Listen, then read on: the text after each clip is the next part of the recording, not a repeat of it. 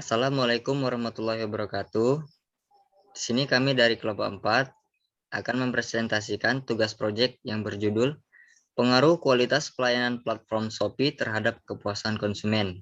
Di sini nama-nama kelompok kami adalah 1. Rayita Ainun Valpatrin, 2. Jepri Aryansah, 3. Nurzihat Siregar, dan 4. Ayu Kartika. Selanjutnya latar belakang. Pada saat ini, seiring dengan perkembangan zaman, gaya hidup masyarakat semakin serba mudah dan instan, karena semakin padat kegiatan sehari-hari masyarakat pada saat ini. Sehingga masyarakat sangat membutuhkan sesuatu yang instan dan tidak mengganggu aktivitas kegiatan sehari-hari. Hal ini diikuti dengan adanya berbagai penyediaan layanan yang membantu masyarakat. Penerapan teknologi komunikasi informasi yang bisa digunakan untuk menunjang sistem penjualan adalah e-commerce. E-commerce adalah penjualan yang dilakukan melalui media elektronik. E-commerce adalah salah satu jenis dari mekanisme bisnis secara elektronik yang berfokus pada transaksi bisnis berbasis individu dengan menggunakan internet sebagai media pertukaran barang atau jasa. Oleh karena itu, perusahaan saat ini berlomba-lomba menyediakan layanan online baik sebagai pengganti atau sebagai tambahan untuk layanan offline-nya. Di Indonesia, kemajuan smartphone dengan fasilitas internet menawarkan fitur sosial media online.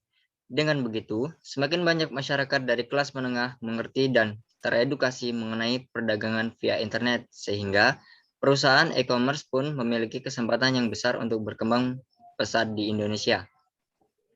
Bisnis online yang menjual barang saat ini adalah salah satunya Shopee. Shopee juga dilengkapi fitur live chat, berbagi, dan hashtag untuk memudahkan bagi konsumen maupun penjual untuk memasarkan produknya. Aplikasi Shopee dapat diunduh dengan gratis di Google Play Store dan App Store. Shopee menawarkan layanan terbaik bagi konsumen seperti harga promo, diskon khusus, flash sale, special deal, dan voucher cashback. Selain itu, Shopee juga memberikan gratis ongkir kirim ke area tertentu, layanan cash on delivery atau COD, dan juga garansi jika kehilangan atau kerusakan barang. Penilaian dari para konsumen terhadap aplikasi belanja Shopee rata-rata merasa tidak puas dan kecewa. Ketidakpuasan tersebut sangat beragam yang disampaikan oleh para konsumen, mulai dari barang yang kurang berkualitas, keterlambatan proses pengiriman, dan proses retur yang berbelit-belit. Jika Shopee mampu memberikan pelayanan yang tepat dan sesuai dengan harapan para konsumen, maka Shopee akan memiliki persepsi yang baik di mata para konsumen. Dalam memberikan pelayanan yang tepat dan sesuai, perusahaan dituntut untuk memahami harapan konsumen serta meningkatkan pelayanan yang memuaskan. Berdasarkan latar belakang di atas, maka penulis tertarik untuk mengangkat masalah sebagai judul Pengaruh Kualitas Pelayanan Platform Shopee terhadap Kepuasan Konsumen. Baiklah, di sini selanjutnya keterangan atau pengertian tentang Shopee itu sendiri. Shopee merupakan marketplace online yang dimiliki oleh PT Graha Indonesia untuk proses jual beli melalui ponsel dengan konsep social media shopping. Shopee menawarkan berbagai macam produk, mulai dari produk fashion sampai dengan produk untuk kebutuhan sehari-hari. Shopee masuk ke pasar Indonesia pada akhir bulan Mei 2015 dan mulai beroperasi pada akhir Juni 2015. Dan pertama kali diperkenalkan di Singapura pada tahun 2015. Shopee adalah anak perusahaan dari Garena yang kawasan Asia Tenggara seperti Singapura, Malaysia, Vietnam, Thailand, Filipina, dan Indonesia sendiri. Sejak awal peluncurannya sebagai Shopee Mall dan menjadi platform tuk online yang memiliki brand ternama. Kini Shopee telah memiliki mitra bisnis mencapai lebih dari 70 penyedia layanan kurir terbaik yang ada di seluruh negara dan menyediakan berbagai dukungan logistik untuk penggunanya. Shopee juga telah meningkatkan kerjasamanya dengan berbagai jasa logistik lokal dan menyediakan jasa transportasi online ternama dari berbagai negara. Hal ini merupakan bentuk kemajuan Shopee yang telah berupaya memberikan kesan terbaik untuk semua pengguna di berbagai negara, termasuk di Indonesia. Selanjutnya populasi dan sampel. Populasi sendiri adalah wilayah generalisasi yang terdiri dari atas objek dan subjek yang mempunyai kualitas dan karakteristik tertentu yang ditetapkan oleh peneliti untuk dipelajari dan kemudian ditarik kesimpulannya. Populasi merupakan kelompok subjek yang memiliki ciri-ciri atau karakteristik bersama yang membedakannya dari kelompok subjek lain. Dalam penelitian ini, populasi yang digunakan adalah mahasiswa Fakultas Ekonomi Bisnis yang pernah menggunakan aplikasi online, Shopee untuk belanja online. Berdasarkan Google Form yang telah disebar serta dapat dijangkau oleh peneliti, ditemukan data bahwa ada 38 pernah melakukan pembelian secara online pada online Shopee.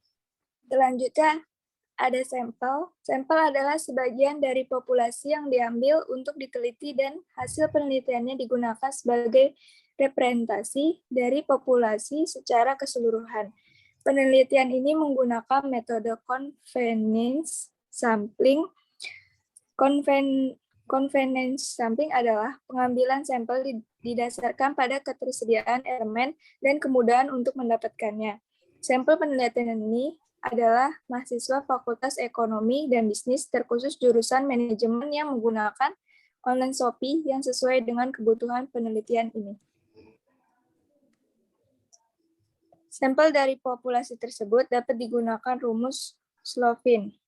N untuk ukuran sampel, N besar untuk ukuran populasi, E error 5% atau persen kelonggaran. Ketidaktelitian karena kesalahan pengambilan sampel yang masih dapat ditolerir atau diinginkan. Berikut adalah teknik pengumpulan data. 1. Metode pengumpulan data. Metode pengumpulan data yang akan dilakukan dalam penelitian ini dengan cara A. Penelitian pustaka, yaitu penelitian yang dilakukan berdasarkan karya tulis, termasuk hasil penelitian baik yang telah maupun yang belum dipublikasikan, buku referensi, serta melalui media internet. B. Kuesioner, yaitu pengumpulan data dengan menyebarkan daftar pertanyaan kepada beberapa mahasiswa yang dijadikan responden. C. Dokumentasi, yaitu mencari data mengenai hal-hal atau catatan, transkrip, buku, surat kabar, majalah, dan lain sebagainya. Kedua, ada instrumen pengumpulan data. Instrumen pengumpulan data dalam penelitian ini menggunakan kuesioner. Kuesioner adalah pengumpulan data dengan cara memberikan daftar bentuk pertanyaan kepada responden serta disertai atau dilengkapi dengan alternatif jawaban 38. Yang ketiga, instrumen penelitian.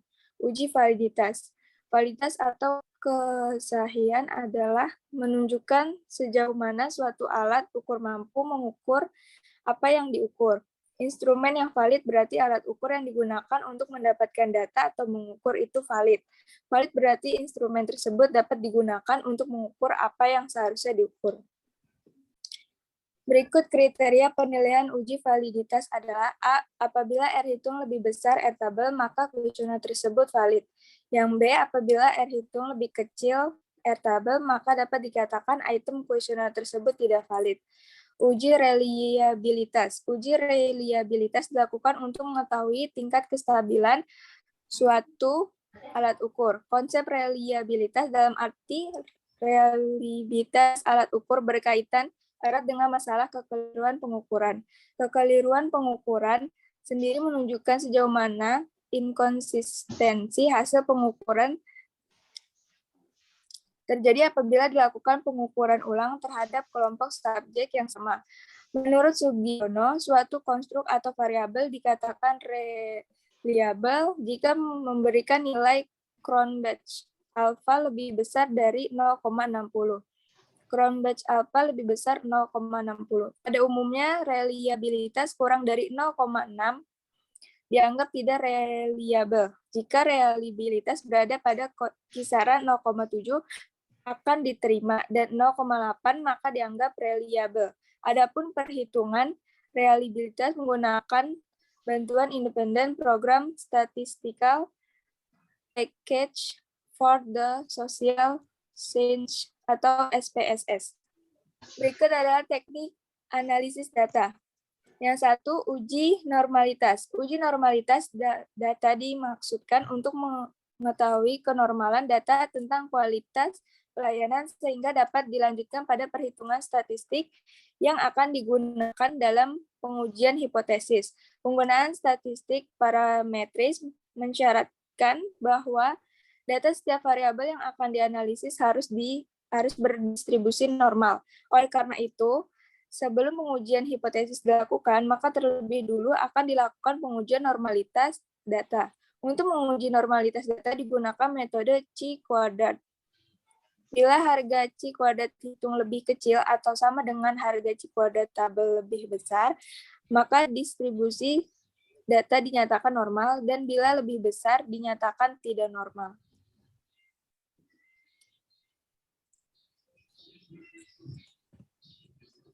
Yang kedua ada analisis regresi sederhana. Analisis regresi sederhana digunakan untuk menentukan bentuk dari hubungan antara hubungan variabel. Bentuk persamaan garis regresi adalah Y sama dengan A plus BX, di mana Y kepuasan konsumen, X kualitas pelayanan, A konstanta atau angka konstanta, B koefisien regres.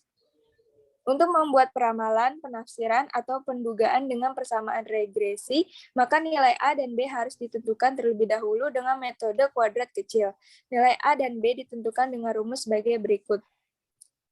3. Uji parsial atau uji T. Uji T sampai T digunakan untuk mengetahui sejauh mana pengaruh parsial variabel bebas terhadap variabel terikat.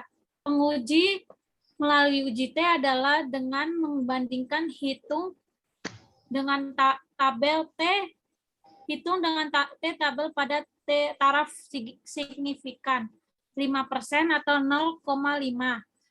Uji T berpengaruh signifikan apabila perhitung T terhitung lebih kecil dari T tabel atau T hitung lebih besar dari T tabel atau probabilitas. Kesalahan lebih kecil dari 5% atau SING lebih besar 0,05. Dalam penelitian ini, hipotesis yang digunakan adalah H0 atau sama dengan variabel. Variabel bebas yaitu kualitas pelayan Y tidak mempunyai pengaruh yang signifikan terhadap variabel terikat, yaitu kepuasan konsumen atau Y. H1 variabel-variabel bebas yaitu kualitas pelayan X mempunyai pengaruh yang signifikan terhadap variabel terikat yaitu kepuasan konsumen Y. Dasar pengambilan keputusan. T hitung lebih besar T tabel sama dengan variabel bebas berpengaruh positif terhadap variabel terikat. T hitung lebih kecil T tabel sama dengan variabel bebas tidak berpengaruh positif terhadap variabel terikat. SING lebih besar 0,05 sama dengan variabel bebas berpengaruh signifikan terhadap variabel L terikat. SING lebih besar 0,05 sama dengan variabel bebas tidak berpengaruh signifikan terhadap variabel terikat. Selanjutnya, penutup. Kesimpulannya adalah berdasarkan hasil analisa data dan pembahasan mengenai pengaruh kualitas pelayan online Shopee terhadap kepuasan konsumen, maka hasil penelitian ini dapat disimpulkan bahwa kualitas pelayan berpengaruh positif dan signifikan terhadap kepuasan konsumen seperti dilihat pada hasil pengolahan SPSS di mana terhadap hubungan kuat antara kualitas pelayan dan kepuasan konsumen. Hal ini menunjukkan bahwa apabila kinerja pelayan baik dan sesuai dengan harapan konsumen, maka kepuasan konsumen akan meningkat secara signifikan. Sarannya, berdasarkan penelitian yang menyatakan bahwa terhadap hasil yang positif dan signifikan berpengaruh kualitas pelayan online Shopee terhadap kepuasan konsumen, maka penulis menyarankan kepada pihak-pihak yang bertanggung jawab sebaiknya pihak online shop harus dapat mempertahankan kualitas pelayan yang sudah memberikan kepuasan bagi konsumen, terutama pelayan mengembalikan dana karena barang rusak atau tidak sesuai pesanan. Customer service yang melayani keluhan dengan baik dan cepat, tersedia call center 24 jam untuk melayani konsumen. Terima kasih terima kasih dari kelompok kami sudah mempresentasikan tugas proyek kami.